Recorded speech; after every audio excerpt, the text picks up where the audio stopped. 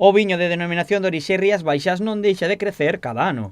As vendas supéranse cada tempada e isto deu lugar á creación das súas variedades. Unha delas son os viños escumosos, unha especialidade que necesita adiantar a vendima para que a uva estea menos madura.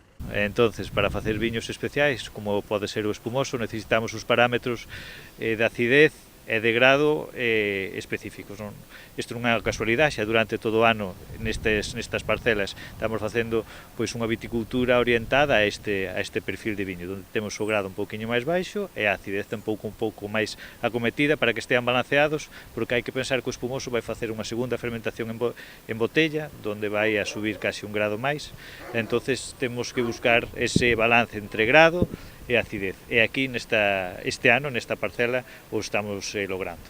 Para os viños escumosos é necesario que a uva estea menos madura porque a continuación terá unha segunda fase de fermentación na adega. Na elaboración dun espumoso, primeiro partimos dun viño base, chamamos, é igual que un viño blanco normal, non? Donde se prensa, se estabiliza e despois, máis adiante, se añaden pois azúcares, levaduras e fai unha segunda fermentación en botella. Como vamos facer esta segunda fermentación en botella, que é a que genera o gas, tamén genera un pouquiño máis de alcohol. Non podemos meter aquí dentro un viño que teña un alcohol en torno a máis de 12,5, porque senón as levaduras non serían capaces de seguir fermentando nese viño e non seríamos capaces de generar pois un espumoso de calidad. O tempo destas datas permite que a evolución do grao de azúcar sexa boa e a acidez sexa alta.